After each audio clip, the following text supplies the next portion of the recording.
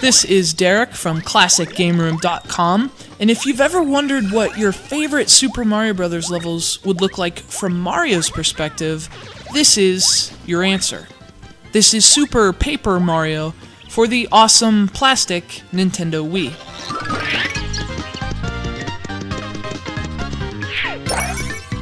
What deceptively looks like a standard 2D Mario platformer is actually something much deeper, and although it starts from that familiar foundation, it builds a veritable skyscraper of gaming creativity by adding well-implemented RPG elements, clever puzzles, great writing, and of course that little matter of switching between dimensions.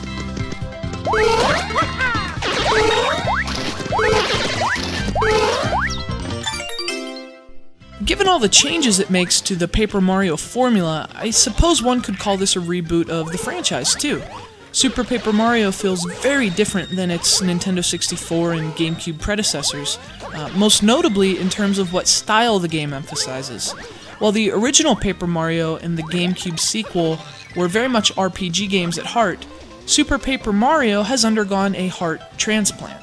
Without question, this game is a platformer, first and foremost, and all the other cool elements and additions feel like icing on the cake rather than the cake batter itself.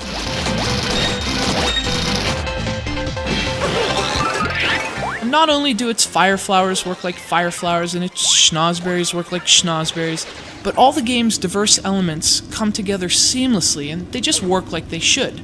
And that all starts with the platforming.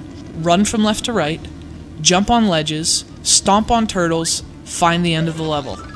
Now, from that blueprint, Nintendo has added several RPG elements. For example, there's a wealth of collectible items with a wide array of both restorative and offensive uses. Mario's health is represented by hit points, and you can increase that health by gaining XP and leveling up. These are sort of classic RPG cliches, but they feel really natural in Super Paper Mario, and to the game's credit, it's actually better because of the RPG elements. Aside from the RPG stuff, much of Super Paper Mario's depth comes from its perspective shifting. A simple button press moves the camera from a traditional side-scrolling perspective directly behind Mario. This allows for something really cool. As enemies approach Mario from the right, he can simply flip into 3 dimensions and sidestep them. Seriously, how awesome is that? It totally shifts your thinking about classic horizontal plane Mario mechanics when Mario can simply step to the side of an oncoming enemy. More importantly, the 2D to 3D switch allows for some really clever gameplay.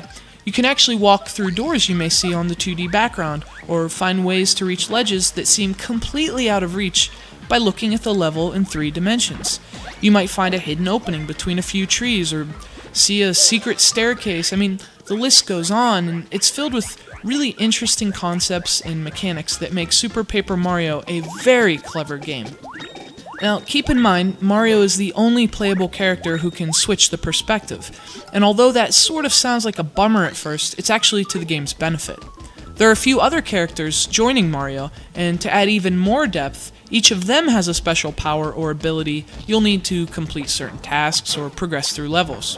And surprise, surprise, Bowser breathes fire. Flamethrowers. Dope. You can also find these little fairies which tag along with you and can perform a slew of unique actions themselves. Some of them turn into bombs you can throw, some morph into hovering platforms which protect you from spikes. There's one that even allows Mario to swing a hammer, like he did back in '81. So let's recap for a moment. We're talking unique characters, perspective shifting, ability-altering fairies, power-up items, RPG elements. I mean, one of the most impressive things about Super Paper Mario is how deep the experience is. Nothing is ever as simple as it seems. It's like every aspect of the game has been the subject of an improvement or refinement. For example, Mario has always been able to string multiple enemy stomps together, right? But in Super Paper Mario, that encouraged mechanic becomes much cooler, and it's actually incentivized. By shaking the Wii Remote after stomping an enemy, you can perform a fancy little flip in midair, which earns you more points. Now, if you string a bunch of those together, you'll earn even more points and level up much faster. Of course, as we all learned at an early age, paper always loses to rock and scissors. and as deep and clever as Super Paper Mario can be, there are a few moments in which the paper tears a bit. For starters, the game is fueled by a ridiculously wordy narrative, and as funny and sharp as the writing is, there's just too much of it. There are more pop-up text bubbles in Super Paper Mario than a PC infected with viruses, so if you don't like to read, this might not be the game for you. Seriously, if you think I'm wordy, wait until you meet Count Bleck.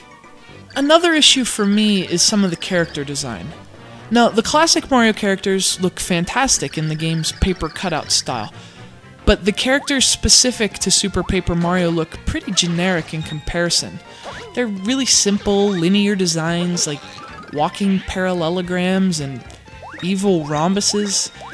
And standing beside the Goombas and Koopa Troopas of old, their distinct design styles just don't mesh.